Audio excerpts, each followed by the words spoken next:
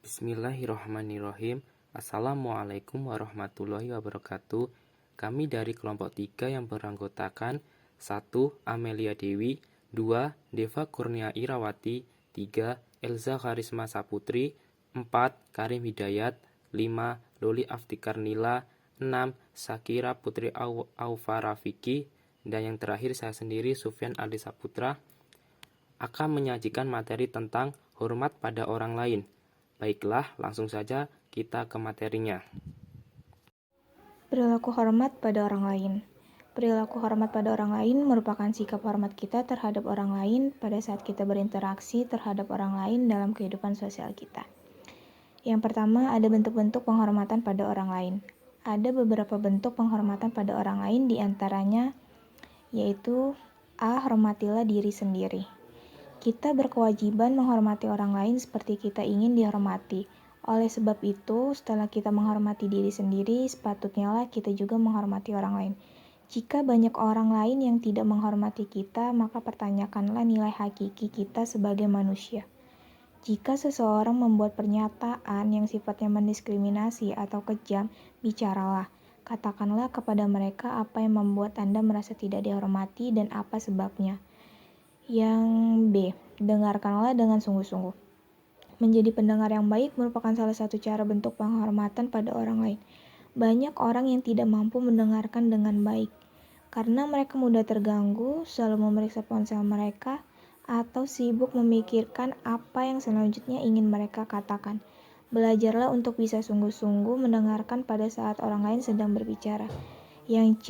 Jangan mengganggu waktu dan keleluasaan pribadi orang lain. Di zaman modern seperti saat ini, kita tidak lagi mempunyai banyak waktu. Jadi, jika Anda sampai terpaksa mengusik keleluasaan pribadi orang lain, pastikanlah bahwa hal ini memang benar-benar harus Anda lakukan. Misalnya, karena rumahnya terbakar atau ada kecelakaan. D. Tanggapilah gagasan orang lain dengan penuh perhatian. Selain menjadi pendengar yang baik, selayaknya kita merespon pembicaraan orang lain sebagai wujud perilaku menghormati orang lain. Dengarkan gagasan, pendapat, dan nasihat dari orang lain dengan pikiran yang terbuka. Anda tidak harus setuju dengan mereka, tetapi berikanlah kesediaan Anda untuk memikirkan apa yang mereka katakan. Budayakanlah perilaku yang baik. Salah satu contoh sederhana adalah mengucapkan terima kasih dan tolong pada saat Anda meminta sesuatu dari orang lain.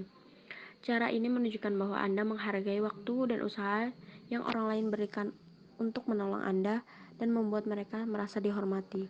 2. Perilaku peduli kepada sesama. 1. Perilaku hormat. Menghormati seseorang berarti melayani dengan penuh sopan, memandang tinggi kepadanya, dan menghargai kebaikannya. Sikap ini telah lama digariskan di dalam syariat yang dibawa oleh Nabi Muhammad SAW dan melalui contoh-contoh sikap Rasulullah SAW yang ditonjolkan kepada kita.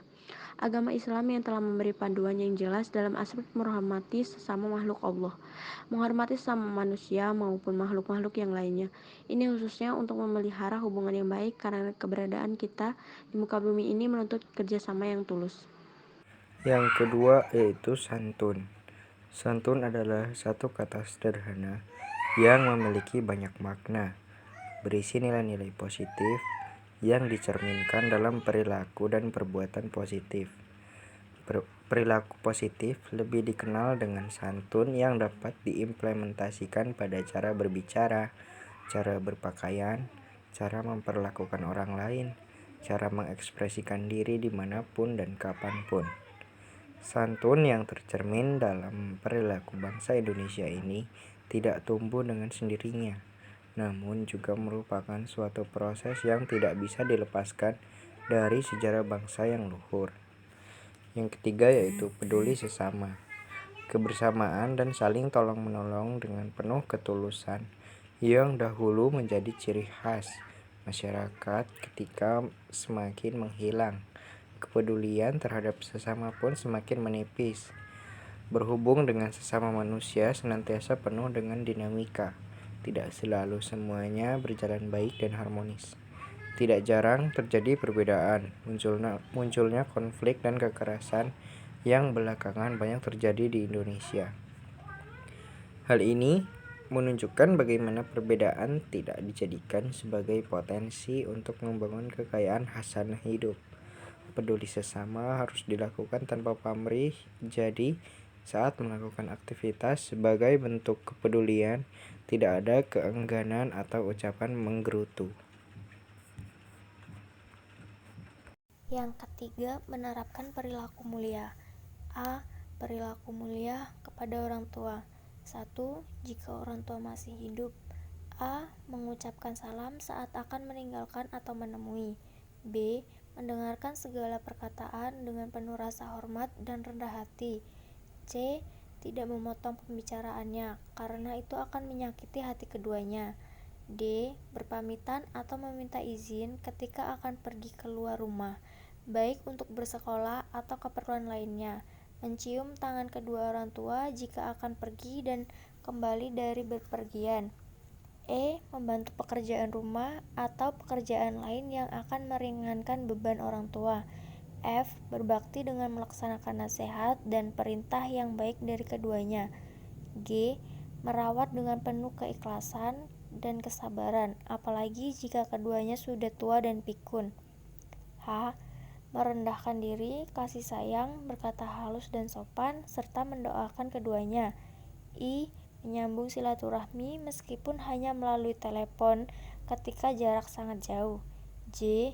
Memberikan sebagian rezeki yang kita miliki meskipun mereka tidak membutuhkannya. Dan yang terakhir, K. Selalu meminta doa restu orang tua dalam menghadapi suatu permasalahannya. Yang kedua, jika orang tua telah meninggal dunia. A. Melaksanakan wasiat dan menyelesaikan hak Adam yang ditinggalkannya, atau utang atau perjanjian dengan orang lain yang masih hidup. B. Menyambung tali silaturahmi kepada kerabat dan teman-teman dekatnya atau memuliakan teman-teman kedua orang tua. C. Melanjutkan cita-cita luhur yang dirintisnya atau menepati janji kedua ibu bapak. Dan yang terakhir, D. Mendoakan ayah ibu yang telah tiada itu dan meminta ampun kepada Allah Subhanahu wa Ta'ala dari segala dosa orang tua kita. B. Perilaku yang mencerminkan sikap hormat dan patuh kepada guru. 1. Mengucapkan salam dan mencium tangannya jika bertemu. 2. Mendengarkan pelajaran yang sedang diberikannya dengan penuh hormat. 3. Jujur dan terbuka dalam berbicara kepadanya. 4. Mengamalkan ilmunya dan membaginya kepada orang lain. 5. Tidak melawan, menipu, dan membuka rahasia guru. 6. Murid harus mengikuti sifat guru yang dikenal baik akhlak, tinggi ilmu dan keahlian, berwibawa, santun, dan penyayang. 7. Murid harus mengagungkan guru dan meyakini kesempurnaan ilmunya.